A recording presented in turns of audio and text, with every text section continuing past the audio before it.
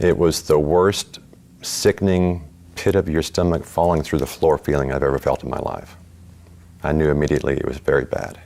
Did you think, how are we going to get ourselves out of this? No. My initial reaction was one of disbelief. I can't believe this is happening. This doesn't happen to me. What did you mean by that? I meant that I had this expectation that my career would be one in which I didn't crash an airplane.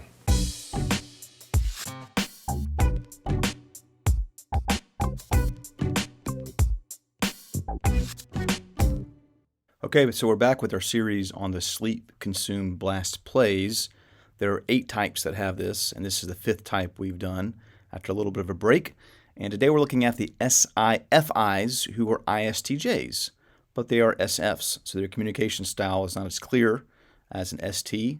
They are speaking more F type of language, and they are reality-based, introverted decision makers that are powered by processed information telling or speaking. So this is their stack here. They are SiFis. They jump their TE as they prefer their FI.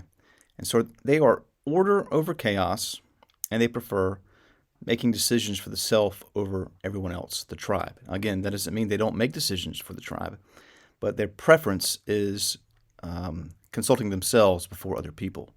So in this case, this whole column, this whole group of 8, we're on the 5th, are really quadruple introverts. And the SiFi, they ask this question, do I value this reality? They see an SI reality, and they're asking, do I value this? And if they do value it, they can then help people with it. But they have to value it first, then they can TE help people with it. So they are sleep over play and consume over blast. This means that they will preserve their energy at any cost. So they need a lot of time to process things. They need a lot of time to process what has happened. In the video we're looking at today, Sully Sullenberger, the famous pilot who landed the plane in the Hudson River, needed a lot of time, and if you've seen the movie, which is based on reality, a lot of time to process what happened. In the minute, in that situation, he was having to act, but he was also able to process what was going on without making a lot of decisions that were on the spur of the moment. So it was helpful that you had a sleep-consume pilot in that type of situation, at least in with what he was doing. And so once he's processed and consumed information, then they can explain it in a nerdy way. They can blast it in kind of a nerdy way, which is what he would do.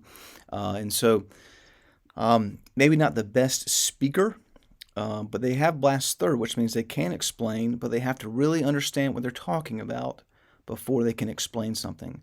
They can't just kind of wing it, if you will. They have to really understand the subject they're talking about. But that does not give them a lot of leftover energy. They're not going to have a lot of leftover silly play energy to talk about.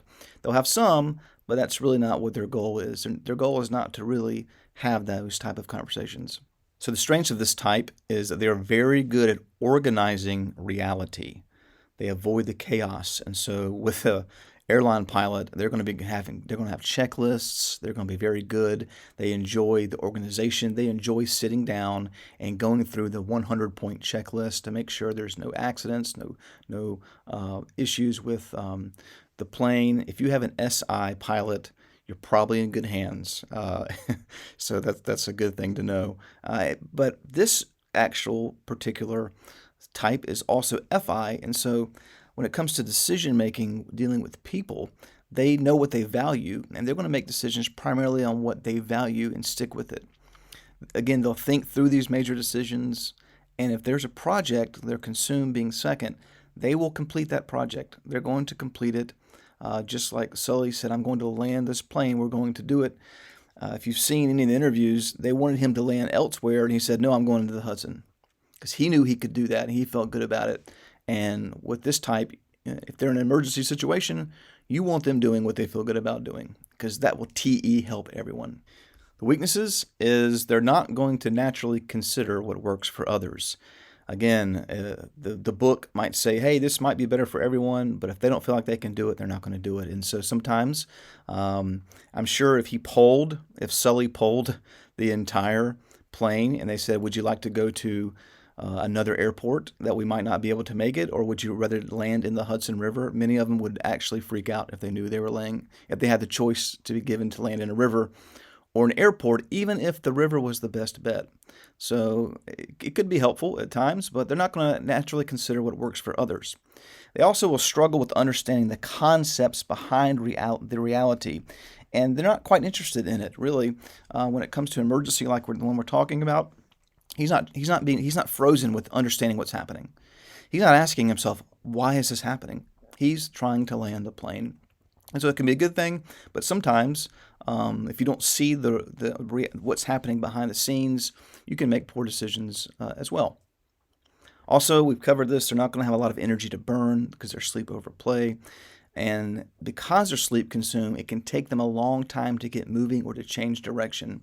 If they're trying to make a decision that they're really bought in at, that SI and FI as well, they're going to have a hard time convincing them, you know what, this is really not the way we need to be going. They can change, but it's going to be hard for them to change. Okay, how can the SI-FI grow? Well, first they need to allow the chaos to enter their life more often.